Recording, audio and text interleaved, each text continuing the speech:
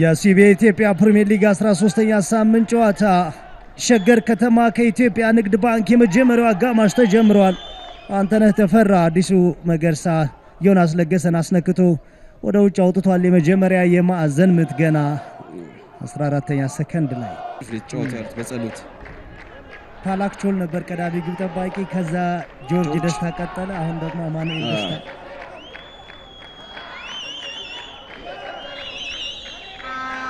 ሄኖክ አዱኛ ሄኖክ አንተነህ ተፈራ ለሸገር ከተማ የመጀመሪያ አስደንጋጭ ሙከራ ከአንተነህ ቀድሞ ፍቅሩ አለማየሁ ኳሱን ገጨው።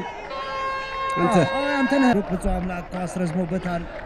ዘነበ ከድር ዘነበ አንተነህ ተፈራን እየፈለገ ነው። ዘነበ አሁንም ራሱ ዘነበ ከድር ዳዊት ካሳው ዳዊት ካሳው ምን አይነት ማስታወቂያ ነው! እየመጣውላችሁ ነው። አዲሱ የፕሪሚየር ሊጉ ኮከብ ነኝ ለማለት መናገር ሳያስፈልገው ማስታወቂያውን በግሩም የግራ እግሩ ሰርቶታል። ዳዊት ካሳው በሴካፋ 17 ዓመት በታች ውድድር ላይ በ8 ጎሎች የውድድሩ ከፍተኛ ጎል አስቆጣሪ ሆነ። ያለ ፐርፎርማንስ ነው። በጣም ድንቅ ጎል ዳዊት የትኛውም ሰዓት አደጋ ይፈጥራሉ። አብዱ ሳይመን ተመልከት፣ ቆንጆ ሩጫ፣ ተከላካይ ኦርጋናይዜሽን ተመልከት። አብዱ ሳይመን አምልጧቸው ሲወጣ የኦፍሳይድ ወጥመዳቸው በጣም አቋቋማቸው ልክ አልነበረም። ከልክ ያለፈ ኃይል ያልተመጣጠነ ኃይል ተጠቅመው ነው የወደቀበት። ከጀርባው ላይ ገዛኝ የተጫዋች ጎል ሊያስቆጥር ተቃርቦ ነበር። አብዱ የትኛውም ንክኪ ጎል እንዳያስቆጥር ያደርገዋል። በተለይ ከጀርባ አዳነ የፔናልቲ መምቻው ላይ ከማሳየት ውጪ ምርጫ አልነበራቸውም። ያን ያሳይ ፌዴራል ዳኛ ዳን ወርቁ አንድ የፕሪሚየር ሊግ ጨዋታ ብቻ ነበር ከዚህ በፊት የመሩት 10 ማስጠንቀቂያ ካርዶችን መዘዋል። ዛሬ በሁለተኛ ጨዋታቸው ገና 30 ደቂቃ ላይ ለዘነበ ከድር አዲስ ግዳይ ሶስተኛ የፍጹም ቅጣት ምት ጎሉን ሊያስቆጥር ይችል ይሆን? በድምሩ ደግሞ 7ኛ። ትላንት አቤል ያለው አስቆጥሮ እኩል 6 ጎሎች ከፍተኛ ጎል አስቆጣሪነት ፉክክሩ ቀጥሏል። አዲስ አሁን የጨዋታ ቁጥር አድቫንቴጁን ዛሬ ሊጠቀም ይችላል። ፊት ለፊቱ ባህሩ ነጋሽ የቀድሞ የቡድን አጋሩ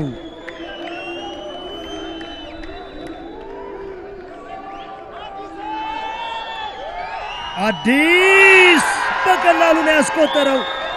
ሶስተኛ የፍጹም ቅጣት ምት ጎል በውድድር ዓመቱ በድምሩ 7ኛ የፕሪሚየር ሊግ ጎል ሆኗል። ከፍተኛ ጎል አስቆጣሪ መሆኑ ስሞን አብዱ ወደፊት ሁለት ተከላካዮች ይዝላል። ቢኒያም ደግሞ ከጀርባ የቡድኑ ማጥቃት ይበልጥ ሰስቴን እንዲያደርግ ጥራት ያላቸው ፓሶች ለቡድኑ በደንብ ሁለቱም ያለ ምክንያት ሜዳ ላይ እንዳልገቡ ያየን።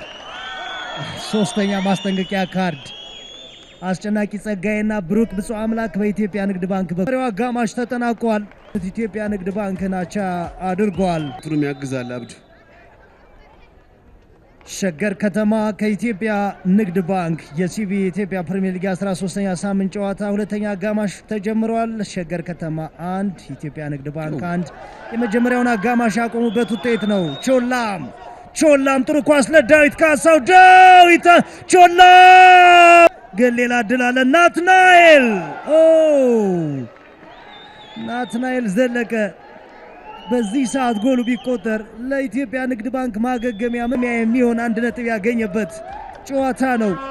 20ኛው ደቂቃ ላይ የተቆጠረ ጎል መሪ አድርጓቸው ነበር። መሪነታቸው ለ10 ደቂቃ ነው የዘለቀው። አዲስ ግዳይ በፍጹም ቅጣት ምት አቻ አድርጓል ኢትዮጵያ ንግድ ባንክን። በሁለቱም በኩል በዚህኛው አጋማሽ የተፈጠሩ ድሎች ነበሩ። አስጨናቂ ጸጋዬ ምናልባት ለኢትዮጵያ ንግድ ባንክ 3 ነጥብ ልታረጋግጥ የምትችል አጋጣሚ ነው ያልተጠቀመው።